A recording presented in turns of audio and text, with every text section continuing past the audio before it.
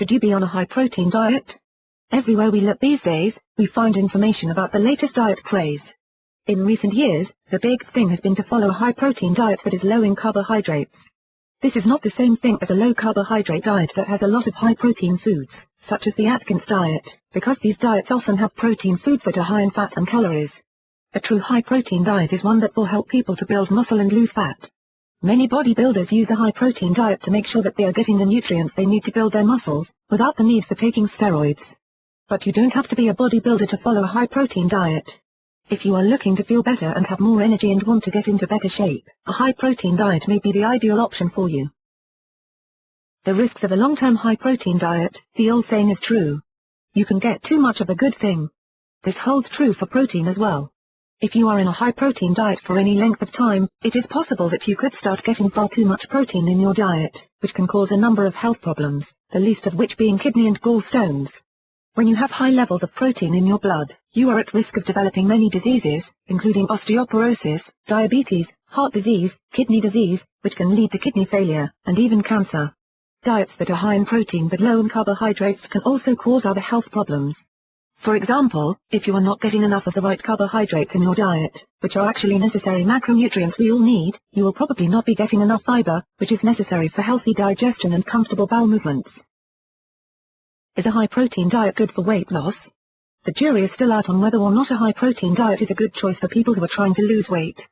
On one hand, many high-protein diets are low in carbohydrates, but high in foods that have a high fat or calorie content, which is not going to help in the weight loss process.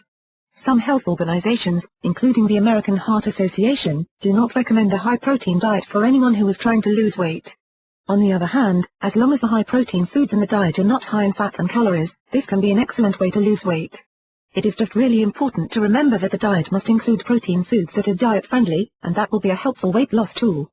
Instead of following a popular high-protein diet that you see in a magazine, talk to your physician, a dietitian, or a nutritionist about making changes to your diet to add more high-protein foods. This way, you are going to learn about healthy eating and which foods are good and which ones to avoid in order to lose weight. And if you have any existing health conditions, your physician may have some dietary recommendations for you to make sure that you stay as healthy as you possibly can.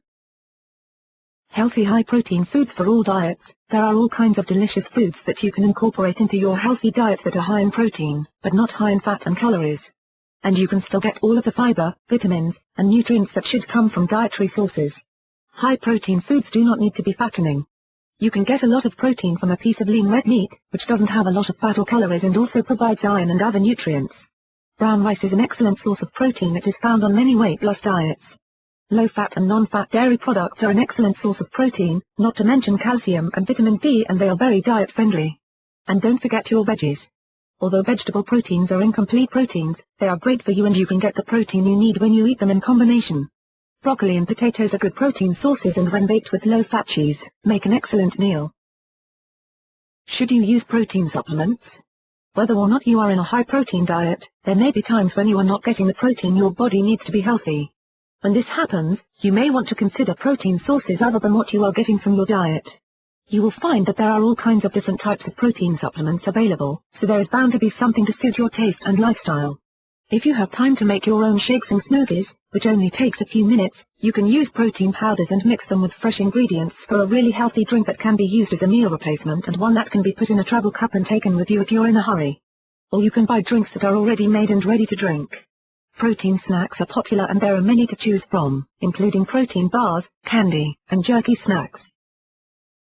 If you are getting enough protein in your diet already, there is no need for you to use supplements. In fact, you should probably avoid them, because you do not want to have too much protein in your system and risk developing some of the health problems mentioned above. But supplements are an excellent way to add protein to a diet that is lacking. A lot of people like using a protein shot in the middle of the day to give them energy during the afternoon slump. This is not a needle, but a shot of liquid protein that you drink. They are low in calories and fat and are excellent for all diets, even weight loss diets. Protica has a protein shot that is not only great for diets, but it is delicious too. ProfectR provides 25 grams of protein in every serving, which is less than 3 ounces, so it is not too filling. ProfectR has only 100 calories, so it is great for people who are trying to lose weight, and it has no fat or carbohydrates. If you would like to learn more about ProfectR, or any of the other protein supplements available from Protica, you can visit the website at www.protica.com.